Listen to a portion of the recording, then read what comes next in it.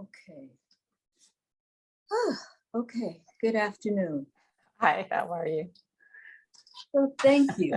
Thank you for agreeing to this. I'm really excited about our conversation. I appreciate you reaching out. Yeah. All right. So I know that you have a hard stop in about an hour, correct? Oh no, that was for the other time we were looking at. I'm right. fine. Yeah. All right, then we're going to free flow, and I'm ready to start if you are. Yeah, let's do it. All right. Okay, so welcome everyone. I'm Dr. Rahman, and I am the creator of Black Women's Health Podcast. And the podcast was created to offset all of the negative news, particularly the negative health news, the health disparities faced by Black women. And we've offsetted it by presenting positive stories, by allowing Black women to tell their own stories about how they've defied the odds. And when I came across your story, Dr. Vanessa, I said, I need to reach out to this woman. So thank you for being here. Oh, my pleasure. I appreciate you reaching out. You know, did a little research. So I'm going to ask you to kind of fill me in as I tell your story. Okay. I know you tell the story a lot. So it seems like it started in Spring Lake, North Carolina. Yes, that's where my family home is. Yeah.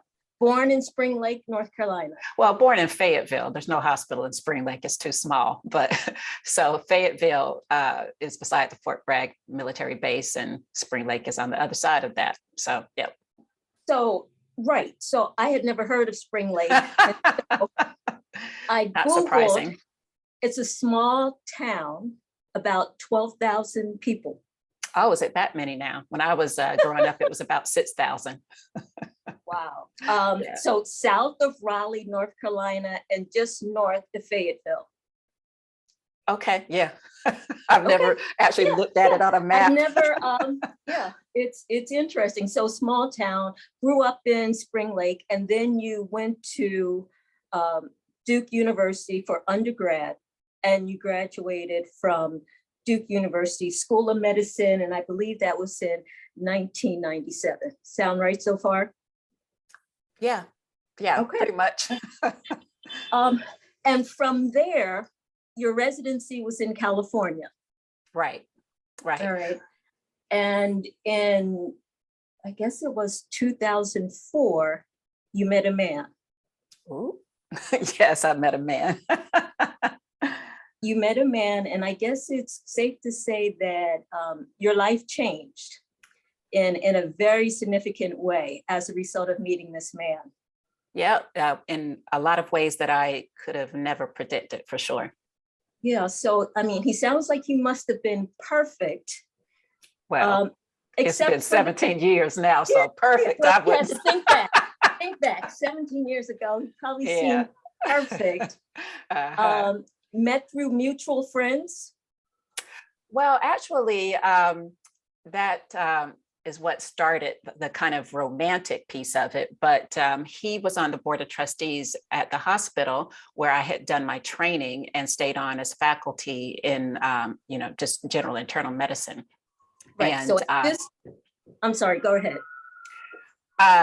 So I had only interacted with him in my role as trying to start programs, and his role as being on the board of trustees. Okay, so 2004, you meet him, and he seems like a really great guy. There's this one thing that you discover, and he has end-stage, sorry for all the noise, I'm across from the hospital. Okay. He has end-stage kidney disease. Right. He had been on dialysis at that point for maybe around 5 years. Okay, can you explain to us exactly what does it mean when you say someone has end-stage kidney disease? That means that their kidneys have declined to a point that they can't really do any of their functions for the body. And if the person doesn't have a replacement treatment in the terms of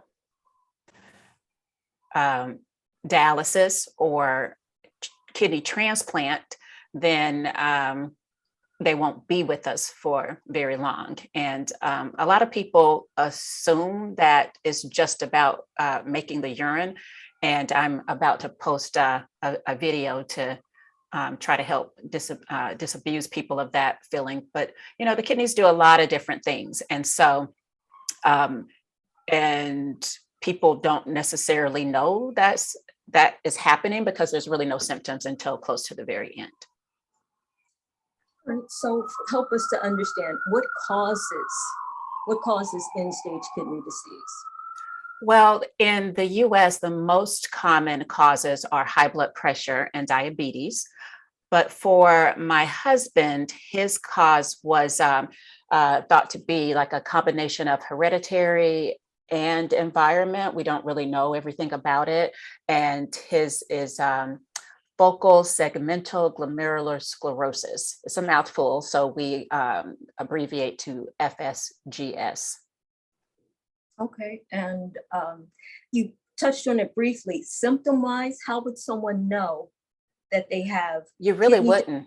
You really wouldn't. I mean, it's rare. It's so diabetes and high blood pressure account for 2/3 of the chronic kidney disease we see. So any other chronic causes, the vast majority of them, you have really no symptoms until it's about time to start dialysis, which my mantra is to tell people to get checked early, get checked often with just a simple blood and urine test. That's all. That was the question. What are we checking? So if I'm hypertensive, if I'm diabetic, what am I asking for? Or what test do I look to have? And how often should I get it? Well, I think if you're someone who is just at risk of, like you have someone in your family, or maybe you're a bit heavy, because both of those things predispose you to diabetes and high blood pressure, I would say at least once a year. And the easiest blood test is called a creatinine. And there's been a lot of fighting about the equation that we plug creatinine into to estimate how well the kidneys are filtering our blood. But that's the easiest, most readily available test that we have, and a urine test. And the urine test is for very small amounts of protein. And I really stress this one because this picks up damage to the kidneys long before the creatinine will be abnormal. So, and I think as someone who, I'm board certified in both internal medicine and nephrology, and I'm actually doing a bit of primary care now. I'm very well aware that most primary care providers aren't really clear that how important doing the urine test is. So that's why I really want to educate people to make sure you get both the blood and the urine test, because if you don't, you're missing an opportunity to catch something really, really early. But if you're someone who has high blood pressure and diabetes, then it depends on how well controlled your your blood pressure and your diabetes are, because if you're somebody that we're just really working on getting things together, then I would say on a quarterly basis, like every 3-4 months. Mm-hmm. But if you're somebody who things are well controlled, then probably twice a year is enough. Mm-hmm. All right. So, a lot of people don't really like going to the doctor. Is there anything holistic that someone could do? Are there herbs that you would recommend or not recommend? Oh, the herbs. So, that's a kind of a sore topic for me, because, I know it seems that people in general, we assume that because something is natural, that is automatically safe. But we get a lot of, as you know, we get a lot of our really strong medications from nature. And the problem with particularly these supplements is that they're really not regulated like they are like the regulations that we have for, like prescribed medications. And that becomes a problem because they don't have to test it in different types of people to get it out there and selling it to the world. And actually, some of these things can be quite harmful to kidneys. So what I usually tell people is, if there's something that you want to try, let us know so we can make sure that there's nothing harmful about it for particularly your kidney health. And don't put off, like the Western medicine while we are hoping that the herbs will work. They're not, I'll just say that, but, I don't, want to rain on anybody's hope. We'll always have hope for things, but there is no food, there's no amount of water or herb or anything like that that is going to bring back irreversibly damaged kidneys, like kidneys that have been beat up for years by high blood pressure and high blood sugars. So, but if there's no harm, I certainly, I'm like, okay, yep, let's do them both at the same time. I don't want to get in the way of that. But bottom line, I feel like people are just wasting their money on these things. Avoiding the inevitable. So what about water? If you think, so I'm hearing you say, if I'm hypertensive and diabetic, I should control those conditions. Mm-hmm. The better I control my hypertension, my diabetes, the less likely I'll develop end-stage renal disease. Right, because those are the things that are causing the damage. A lot of people get confused, and there's a lot of mistrust. The medical world has definitely earned it.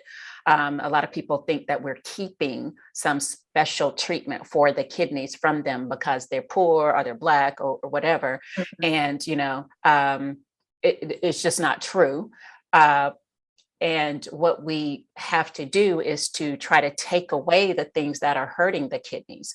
When you mention water and the different herbs and things, a lot of people get sucked into buying and taking these things that claim that they're a cleanse or that they're flushing the kidneys. And mm-hmm. really what is in it is like a mild diuretic, like a water pill that we would prescribe very often to help control someone's high blood pressure. It's unnecessary. It's not going to do anything because the kidneys are filters, and they're full of filters. And so their job is to filter the blood all day, every day.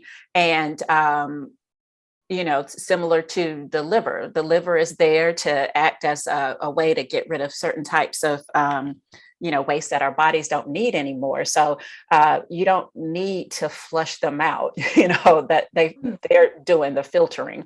In terms of the water, I mean, of course, most of us are probably a little bit too dehydrated, but I would definitely say that, you just make sure you're drinking a good amount of water every day. We talk about the 8 glasses a lot. I don't know that there's any, hard data on it. It's doubtful, but, and it's probably fine unless you're somebody who develops kidney stones. And then you need to be drinking enough to produce 2 liters of pee every day.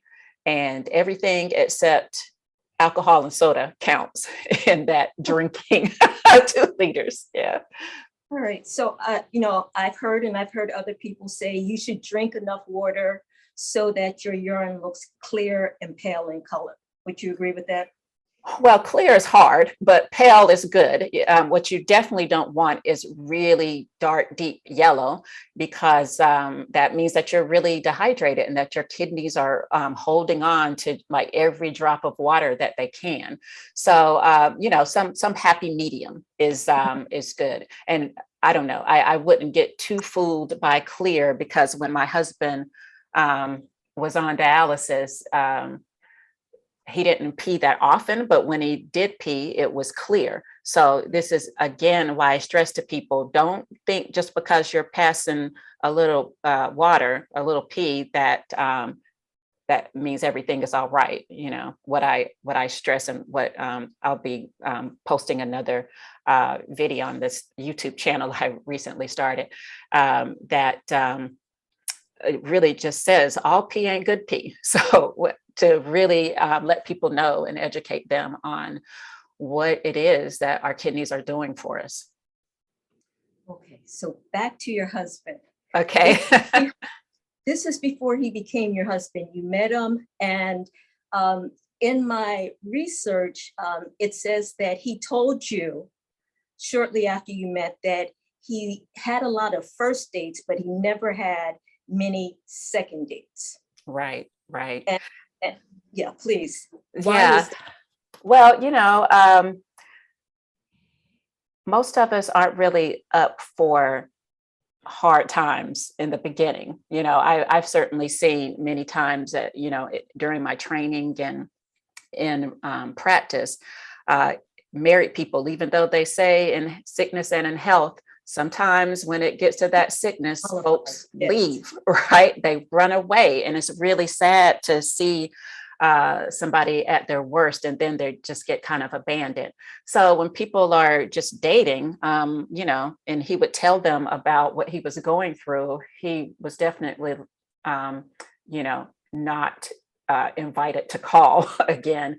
And I think that was probably what was really special about us, is because I was already a primary care doctor. I'd already had some experience taking care of patients who were on dialysis, and really in training, particularly on the hospital side, all you really see is the really bad parts of it, which is why I was kind of hesitant to get involved with him. And the badness usually, if not always, revolved around their access to dialysis no longer working.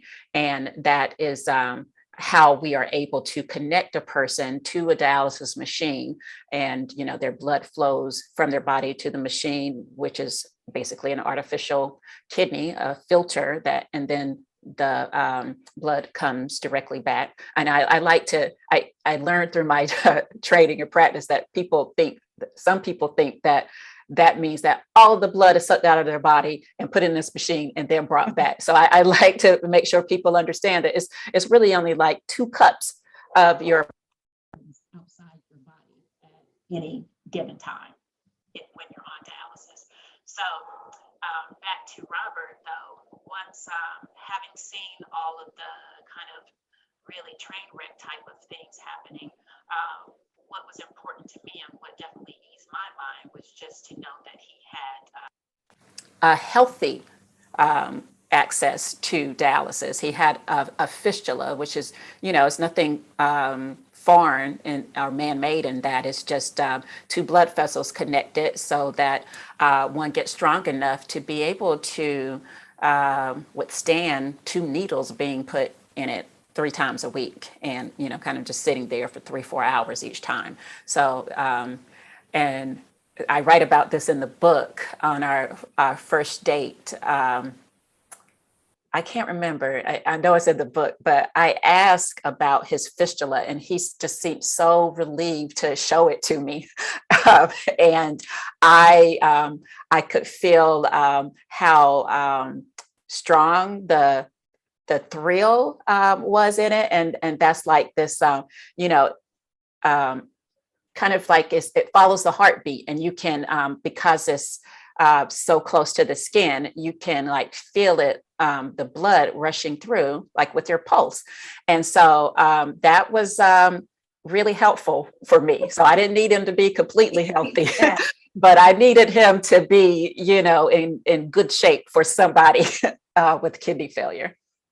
So his statement actually made me a little sad, because you think about the people who have any kind of chronic or end-stage disease.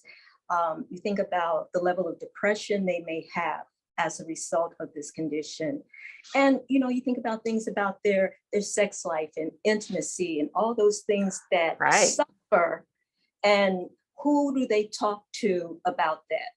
You know, I think that's a field of interest that I haven't seen much research. Have you? I know it's really bad how we tend to ignore the humanity of illness, and that was something that Robert said to me too, because when he started dialysis, he had to get a catheter, like a large IV, inserted into his chest to be able to connect to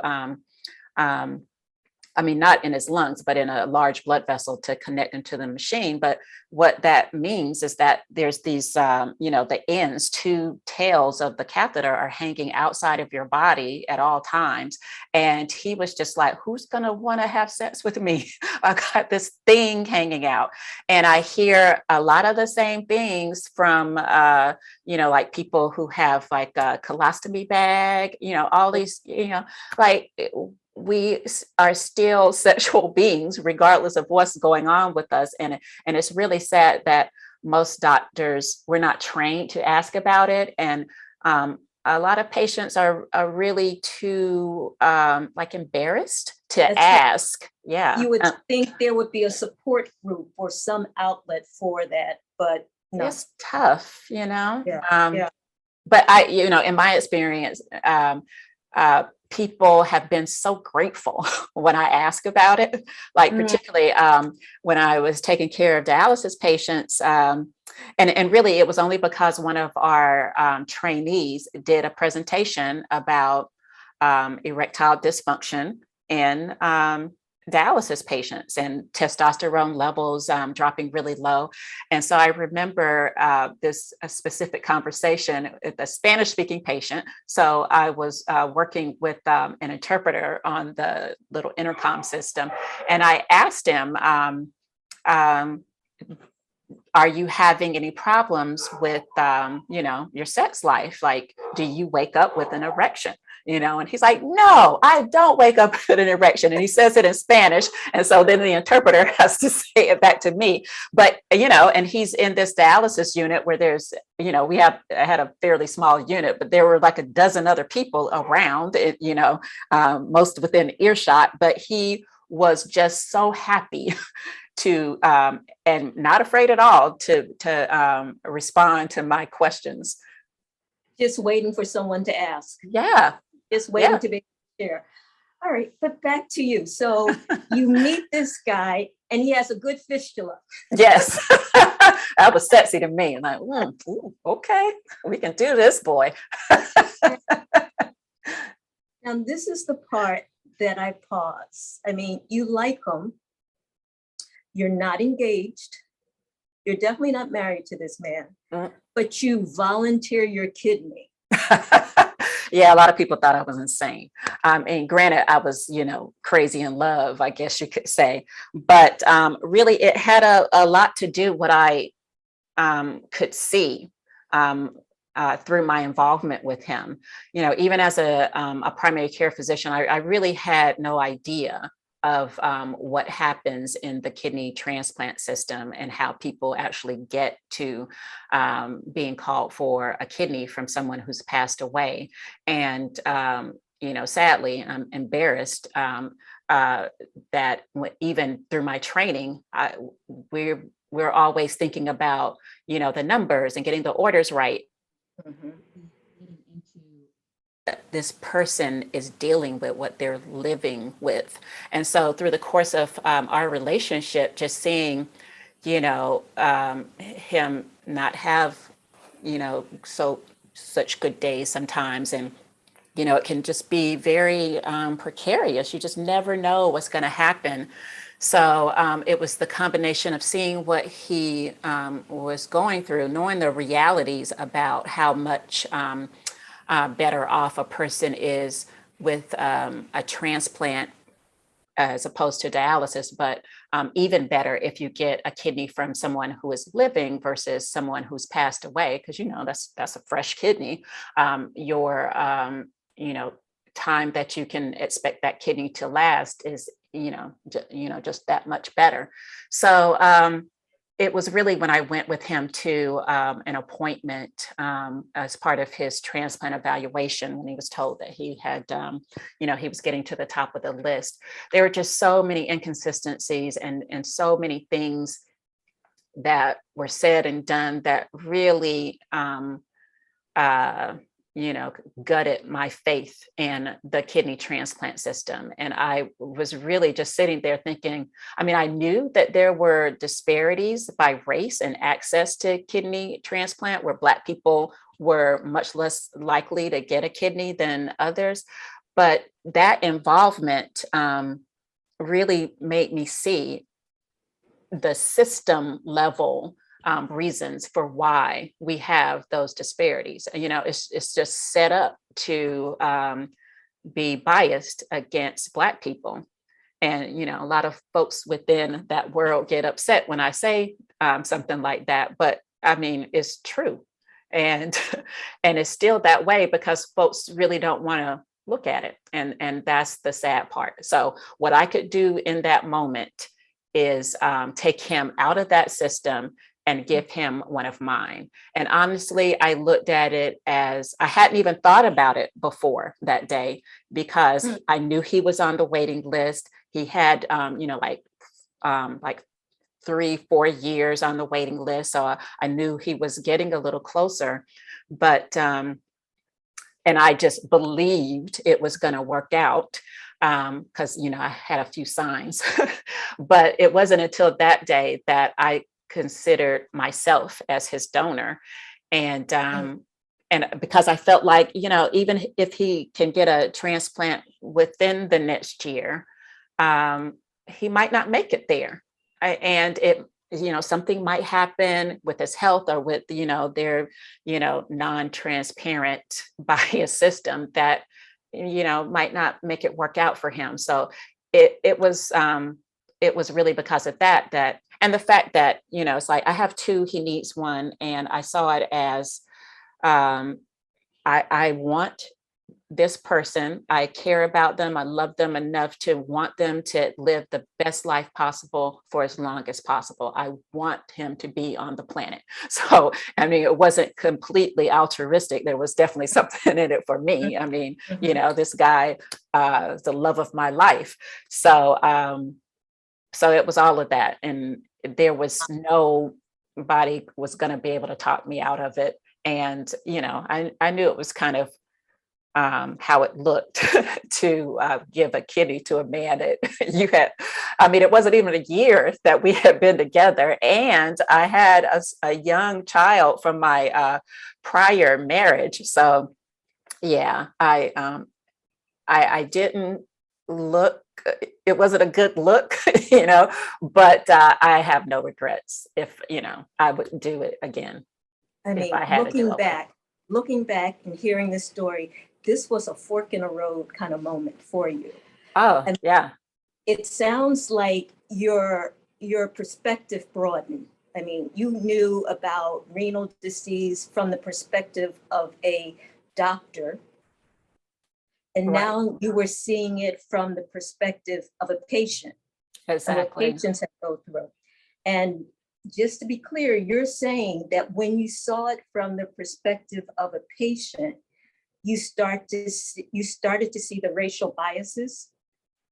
Well, when I could see the what he was going through, it definitely tuned me into, what it means for a person to be living with a serious illness. But it was the interactions with the healthcare system, the transplant system in particular, in this case. That's when I could really see the biases. And when you're a primary care doc, you have no access. How would you know? Even to this day, even when I was in a general nephrology practice, I was never invited into those behind closed doors rooms where they actually talk about all the people and make their decisions. And some of that is just because I had already been very outspoken about how racist it was. So they really didn't want me in the room. But yeah. Okay, so just to be clear about everything, what does it mean when you say he was moving up on the list? Well, and this is another area that I've talked and written a lot about. So when if you're wanting a deceased donor kidney, you're hoping for that, you have to get on a waiting list. And I don't remember the numbers about how many new people get on the list every day, but there's usually around 100,000 people waiting on this list around the country. And we only do roughly 17,000 kidney transplants a year. So that's a lot of Excuse me, people waiting in this, line. this is people who have documented end-stage kidney disease. Well, you can get on the waiting list at GFR. That's the glomerular filtration rate, which basically just means how much blood every minute the kidneys are filtering. Mhm. And when that number is down to 20, you can get on that list. Now, when we're born, the kidney, that GFR, that number can be as high as 120. And the kidneys can do everything they need to do until you drop down to 60. And, even at 20, most people aren't having any symptoms at all. That's why it's so important to be in care and to find out early. One, to hope that you never get to that 20 and something else takes you out, because, none of us are getting out of this alive.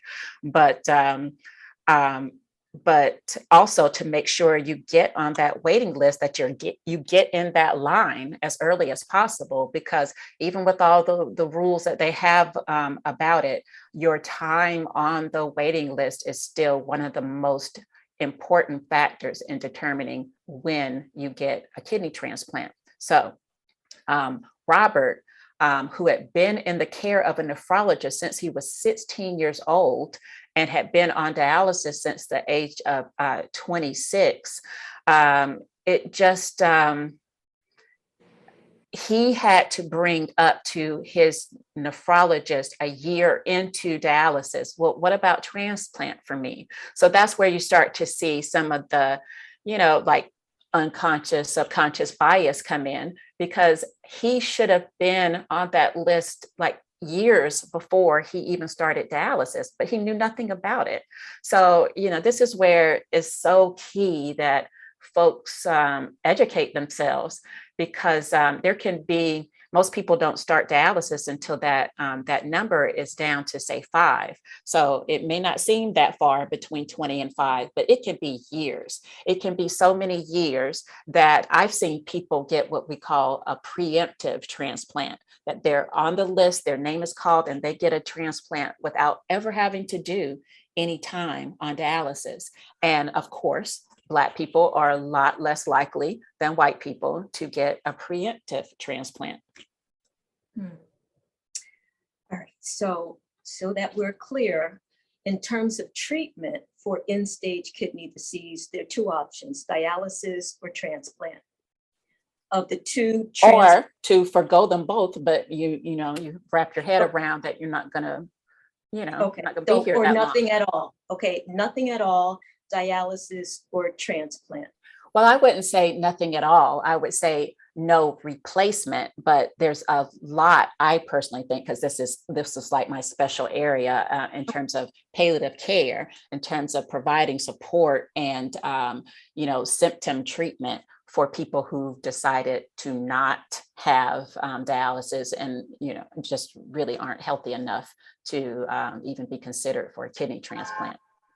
So talk about that a little bit, because my understanding is that without the dialysis, which is needed 3 times a week, the toxins in the blood will just start to accumulate, and then it's just a matter of days before that person. It depends. There's a lot of it depends, but let's say a person who, for a person who is already on dialysis and has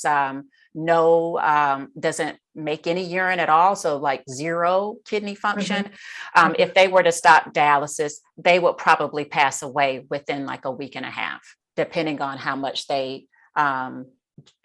fluids they took in and what particular foods they took in. But in practice, what I've seen is particularly, these tiny little ladies who, they're like in their 80s and have decided, I've lived a good life. I'm not gonna do all of that. In truth, they will probably live longer without dialysis, or just as long without dialysis as if they did dialysis, because dialysis is, it's no joke. It's hard on particularly an older, frail body that is has other things going on besides just kidney failure. So in those cases, I've seen people, go on for months with very, like, where that number is 4 or 2. And honestly, I don't even want to be measuring it by the time it gets to 2. But a lot of people, they feel like they need to see these numbers, even though they're not nearly as precise as people want to believe. But and people do a slow decline over those months. And what I've seen in the clinic setting is, once people develop, because they're not really passing enough pee to keep their body at at the regular size without developing a lot of swelling. When people get so much swelling on their legs that the water pills that we give them don't work anymore, then I've seen that people will probably pass away within 2 to 3 weeks at that point. Mm-hmm. So it's just I think it's important to tell folks so they know what to expect, how to prepare. And really, most people just get sleepier and sleepier. Some people do have some pain, they have some nausea. And these are the things that we can treat with medication. It's not going to make the kidneys better. It's just going to help, make the symptoms not so bad. Yeah. Is there an age cutoff where you're too old for a transplant? The times are kind of changing around that topic, because, every 75-year-old is not the same. Like, you see some 75-year-olds out there playing tennis and that kind of thing, and some 50-year-olds who are, really at death's door. So it really is a case by case basis. But if you are, I don't know what age they are using now. Is probably like in the 70 to 75 range, unless you have a living donor, like somebody who's alive and can give you a kidney. They're probably not going to put you on the waiting list, because, if you think about it, the wait in some places can be as long as 8 years. And, kidney disease is still taking its toll on your body all that time. So a lot of people die on the waiting list. I think the National Kidney Foundation tells us it is 13 people die every day waiting for a kidney transplant. So this is really serious stuff. And I think most people don't really appreciate that. And the thing about, you get into some of the ethical things when you think about a 70, 75-year-old person with a living donor, like from their grandchild. I've heard some transplant surgeons actually kind of endorse that, because it's so much better for the longevity of the person with kidney failure. And I don't know. Yeah. Yeah. And I've definitely seen some cultural differences in who is willing to take a kidney from, someone who's living. So I'll just leave. So if I need a kidney, either I go on the list or I find a donor. Right. And that's basically what you did. You became the donor for your soon-to-be husband. Exactly. And, that's hard, because I wasn't the first person who had offered to give Robert a kidney. I think his brother was disqualified because of a health issue, but there were other people that said, "Oh, I want to donate a kidney," and then they just kind of went away. So some of them may have been kind of disqualified for a health reason, but some people, they just changed their mind. It sounds nice until you get close up on it, and then it's like, "Ooh, I don't think I want to take that kind of risk." And apparently, it is it's not the common way of thinking, which is, kind of like I had, or people who will do it, as a stranger. Because I honestly looked at it as, I have a spare. He needs one. Why wouldn't I give it to him? But after the fact, I learned that most people don't think that way. They're like, because the concern is I might need that kidney. And well, so, that's the thing. Yeah. That's a very good question. So from the donor's perspective, is there any risk? Of course, there's a risk. There's a risk in everything, and I just honestly believed that everything was going to be fine for Robert. And I'm just trying to look up, because I recently looked it up about the actual risk for a donor of dying in the surgery is like seven in 100,000 people. So, that's a very, very tiny risk of dying. And even developing kidney failure in your lifetime is only like 100 in 100,000. Now, it's not only if you that one, but that's where taking care of yourself comes into play. So the question is, once you donate a kidney, are you at an increased risk of harming the remaining kidney?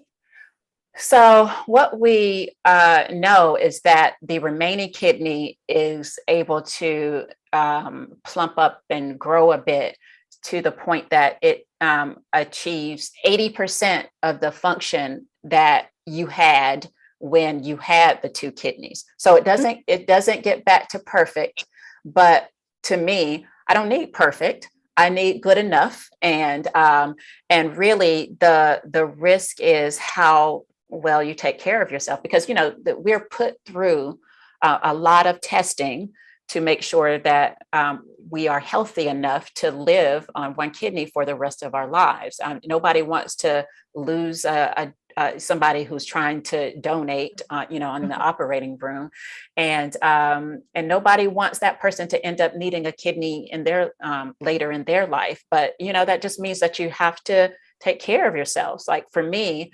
the older I get and the more this COVID weight I put on and middle-aged weight that I put on, the more, aware I need to be about my risk for developing high blood pressure or diabetes and putting my one kidney at risk. So, thankfully I've, been able to take really great care of myself. I don't have those issues. And, I get my kidney function checked, blood and urine, every year. And, my creatinine has been about the same this whole time. It was that was my question. Yeah, it was 0.8 before I donated. And since then, it's been between 1.0 and 1.2. So not the perfect where it was, but good enough. And I've never had abnormally high amounts of the protein in my urine. So, and it's been 17 years that Robert has required dialysis. So to me, that was a gamble worth taking. Sure. And without divulging too much personal information, can we assume that after someone has had a transplant, they will have normal kidney function tests, or not necessarily? Not necessarily. It depends. So Robert is a big guy. So my kidney was considered pretty small for him. So his kidney function has never reached normal, but for a lot of people it does. And I think one of the medications that he's on makes the creatinine test a little bit higher, not because there's something wrong with the kidneys, but just because of the way it works. So his creatinine has usually been between 1.8 and 2.2. So not horrible. And to give people like a point of reference, it really depends on how big of a person you are. But most people, when the creatinine is like in that 4 to 5 range, they're somebody that will probably need dialysis very soon. So it depends on a lot of things, but just to give folks an idea of what these numbers mean. All right. So you give him a kidney and then you get married. Well, in his kind of defense, because this has come up recently, that he wasn't making plans, and the first thing he did was plan our wedding, because he just felt like I just have to focus on today. Tomorrow's not promised for any of us, but when you're dealing with this kind of serious illness, you definitely are feeling that, that mortality. And so what he told me is that if I didn't get a kidney, I wouldn't have been interested in making any plans like or getting married or having a child, because I don't know if I'm going to be around for that, and I wouldn't want to put anybody through that. So that's his story. But at the same time, once we met, we were in our early 30s. So, you've been around a block a few times and you kind of know what you're looking for, know what's not going to work for you. And we had those conversations about, it's like, what you trying to do? It's like, he said, and this is in the book, I'm looking for a wife, So, and I was definitely not trying to just casually date the rest of my life. So, we were grown people in this. We both knew what we were getting into. But yeah, I didn't get a ring until after I actually showed up and gave a kidney. That's all I know. But that is a beautiful love story. Yes, thank you. I could not have predicted. Yeah. It's life-changing for both of you, because you then change your field of study. Exactly. It was because of that, because, as I was saying earlier, my solution for him was to just take him out of that system. But what I wanted to do for everyone else that didn't have that option was to, I was a person that did a lot of research at the time. So I wanted to do the research to come up with the solutions to make sure everybody had, and that there was equity in terms of how kidneys are doled out. And really, I never planned on doing to specialize the extra training in kidney disease or nephrology. But I was just looking for a project when I went to see one of the nephrologists at our hospital, and it was him who said, for just one tough extra year training, you could be a nephrologist, and it will completely change the way you see things and how you go about your research and how your research is perceived. And it's one of those kind of, be careful who you talk to, because what else would a nephrologist say except be a nephrologist? But on the other hand, he was right, and that's ultimately what led to the book, because once I actually went into training for nephrology to become a specialist in kidney disease, I saw a whole nother set of issues besides the transplant system that were just so upsetting to me. And I was just like, oh my God, what are y'all doing here? This is nonsensical. And we have to go about this differently. And honestly, I feel like some of the way I saw things had to do with the fact that I was already kind of primary care doctor minded, and I had been a patient, and I loved a patient. So I think all of that really changes how you see things. And sadly, most doctors don't have those types of perspectives and never even consider them. Sure. So to be clear, you were a practicing internist. You had completed your training. You were practicing, you were seeing patients on a regular basis. And then you decided to do a residency, a fellowship, to specialize in nephrology, which is an advanced training. kidney And it disease. and it was painful. It was a tough year of clinical training. So is that a pay cut and everything? Oh Because my you're goodness. Yeah, I went from a regular doctor salary to being oh, a trainee again. So yeah, it was a leap. But for clearly how I'm the long? kind of For person that, 3 years, 2 years? well, because I had already done a lot of research, it was just 2 years for me.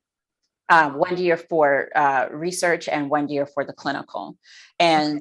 And had I decided to further specialize in transplant nephrology, I think that would have been another 2 years. But people have asked me, why didn't I do that in order to really work on the transplant wait list stuff?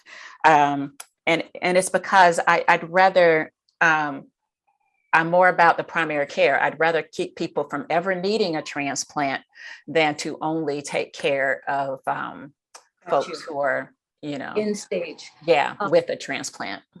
so often we hear representation matters. Are there many doctors of color, Black doctors in nephrology, in transplant? Oh, goodness, no. I don't know the numbers, but it's a small community in general. So it's rare that I will meet or hear about a Black nephrologist that I wasn't already aware of. There's not that many of us. And for me here in California, uh, there is one Black woman in private practice. And I don't know if she's retired yet. Some years ago, I learned that there was a transplant nephrologist, Black woman, at Stanford Hospital. Uh, Actually, I don't know where she is now, but that's it in Northern California and me. And I'm not even doing nephrology right now. I'm seeing primary care patients, which I think is just a real travesty. And when I was in training, um, I was the only Black woman who had done training there. There had been a couple of Black men who had trained there before me, but in the 50 years of that program's existence, there had never been another Black woman on faculty, which it's a lot. I mean, it's hard for patients, and it was really hard on me, which is ultimately why I'm no longer there and no longer in a straight nephrology practice. Which I carry some guilt for that, because I feel like Hmm. folks, they need us, because they need someone that can see them and can hear them, and somebody that they can trust. And there's so much research over and over again to show that that patients do better, um, both in terms of how they feel and their actual health outcomes when they have Black doctors. That a lot of patients are not able to find a Black doctor, but when there is a Black doctor, whatever the specialty, we tend to take care of a much higher proportion of Black people than, say, our white or whatever other race peers, because that's a lot of what's guiding us. So, and at the same time, and this is outside the book and all of that, but it's another project. Well, actually, it's a nonprofit organization that I've co-founded with a colleague to really address this issue of them pushing us out. And by them, I mean the medical system. So, 5% of doctors in training in this country are Black, but they account for 20% of the dismissals. And, I'm listening to these stories, and it's all so sad, so insane what they are pushing us out over. I mean, just But it's awful. it's not surprising, and because we have known for many, many years, but people are starting to verbalize and say that there is racism in healthcare. Now, that's not enough, but the fact that people are even saying that means that there's been a slight change in perception of healthcare and the delivery of healthcare. With that being said, you were a practicing nephrologist for about 10 years, Yep. correct? Mm-hmm. And during that time, you decided to write a book. Tell me why the book, and what was the goal that you wanted to achieve with the book? Well, really, the book came about because I was just seeing so many things that bothered me. And I felt like people need to understand that we don't have to do it this way. And for example, if a person, putting somebody on dialysis should be more thoughtful than they have kidney failure.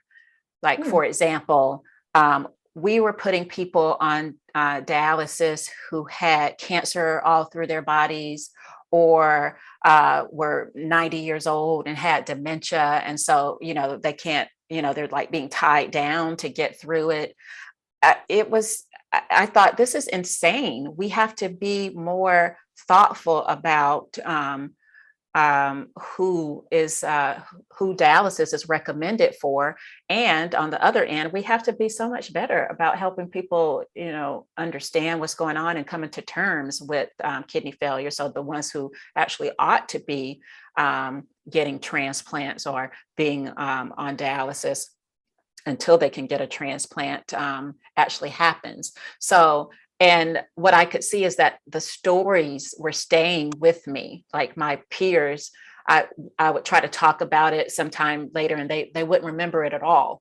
But these stories were staying with me. And I felt that was for a reason. And at some point, for me, kind of writing about things was a way to kind of process some of the trauma of just witnessing a lot of horrible things. I can't imagine what folks who've been practicing in the height of COVID.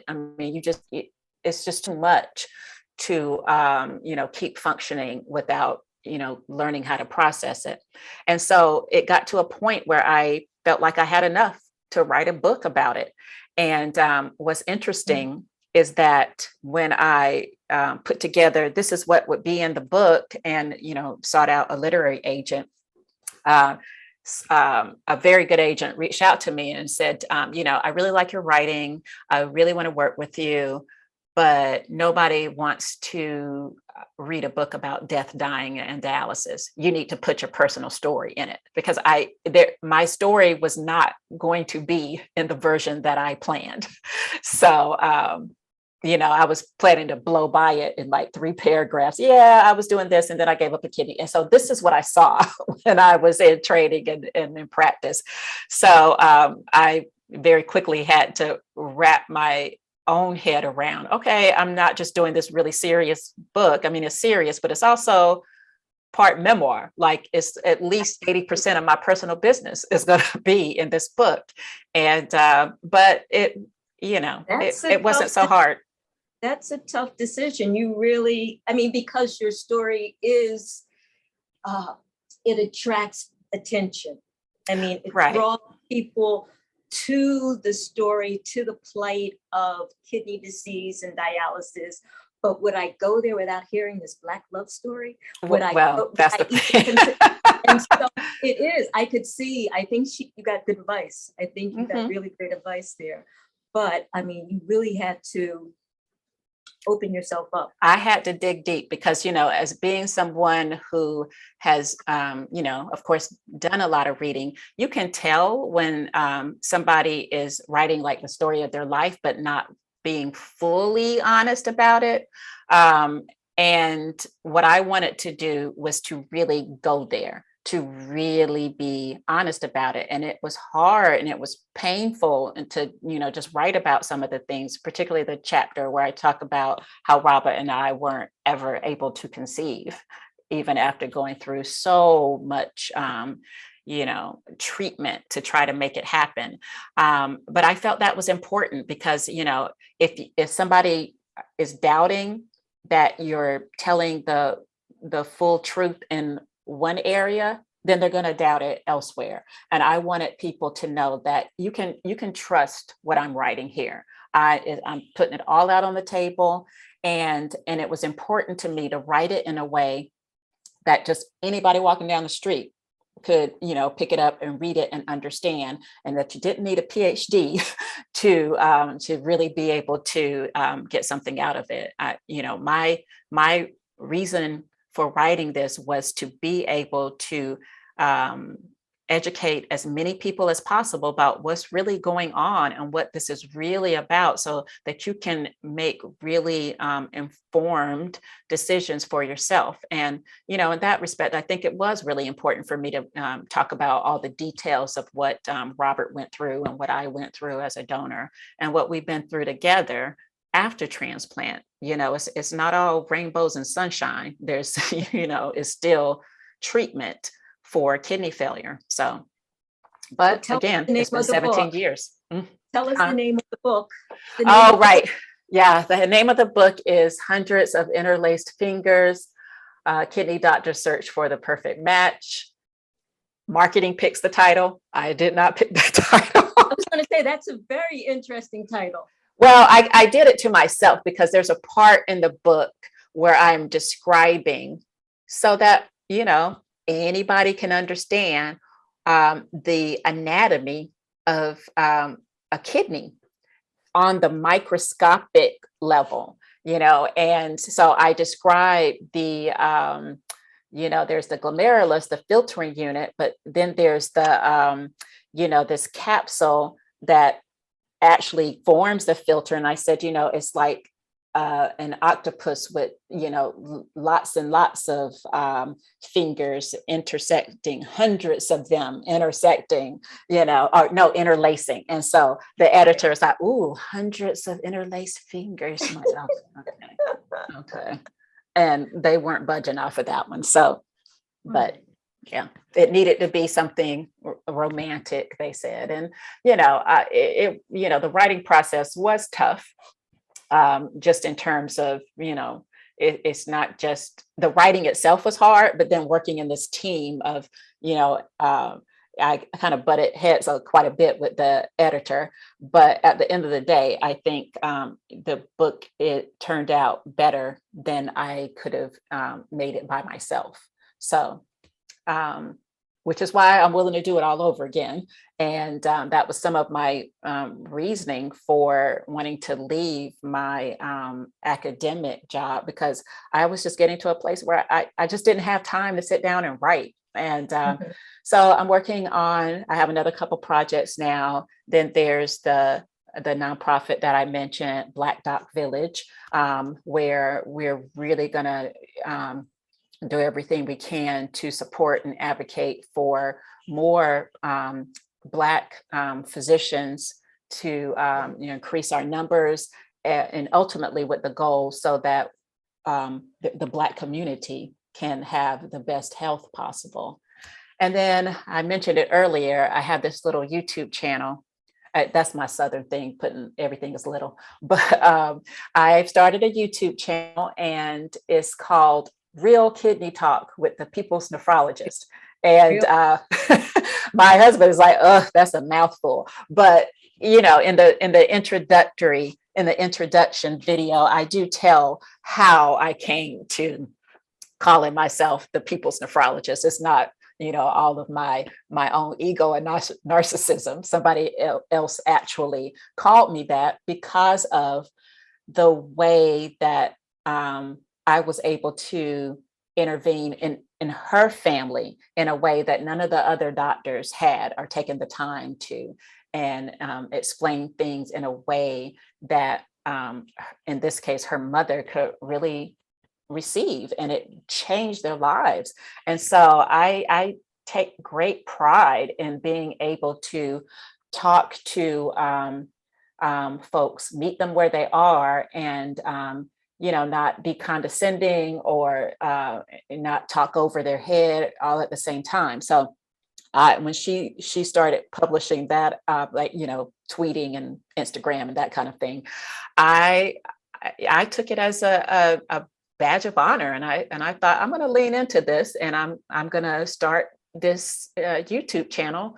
And so that way I can get more information out to people, a much broader audience, because the thing is, too many people are, as you said in the beginning, they're avoiding going to the doctor.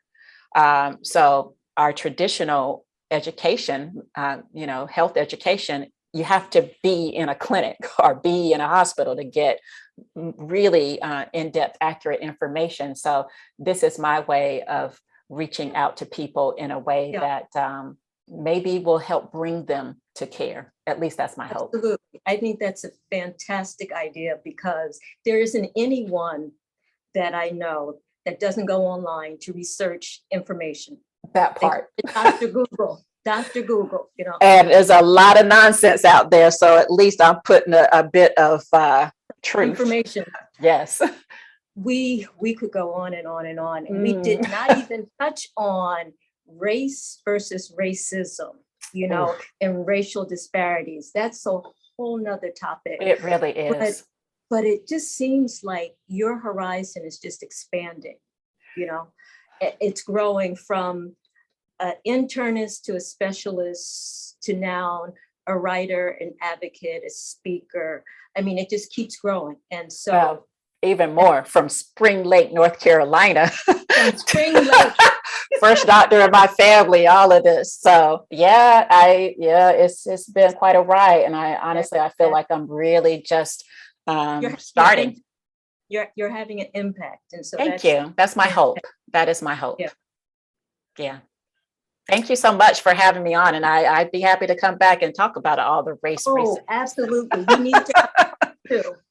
Race and racism, because just recently, this is an aside, maternal deaths. Oh gosh. There's the husband of a wife who died 12 hours after cesarean. Yes. I know that story. I wrote about that story. I do some freelance writing for California Healthcare Foundation, their blog, and I featured an OBGYN, Dr. Karen Scott, who is doing some amazing work in terms of, she's developed a tool for measuring racism in these OB wards. It's just really amazing. And I talk about that. I don't remember her name offhand. I want to say Kira, but there's so many. And honestly, maternal child health has the same, the only area that has that bad of disparities, racial disparities, is kidney failure. Yeah. And it's ridiculous. And so what was shocking but real is that he is being very explicit in saying, my wife died because she was Black. She died because of racism. Yes, it's true. He said, I have no doubt my wife would be alive if she were white. That's a huge statement. And I think that's real. And people need to hear it and change their practices accordingly. Too often in this country, we tend to get stuck at people defending themselves as, I'm not racist. I'm not a racist. Why are you calling me racist? It's like, no, can we just all agree that nobody in this society is untouched by racism? So it's just a degree of racist, I mean, even for us, we've internalized so much. It's just a degree of how racist are you? And if we could just move on, like, yes, we all got issues, and move on from there. But and you also touched on the perspective of the provider, the doctor. When you're in a system that you can see is racist, and you're actually experiencing racism, and you're seeing it happen to your patients, and then how do you deal with that? It's an interesting topic. It's not going away. No, we definitely have to have a part 2. Yep, I would love to. Thank you so much. It was so nice. Thank you. I enjoyed it. Take care now. It's great to meet you and chat with you. All right. Bye-bye.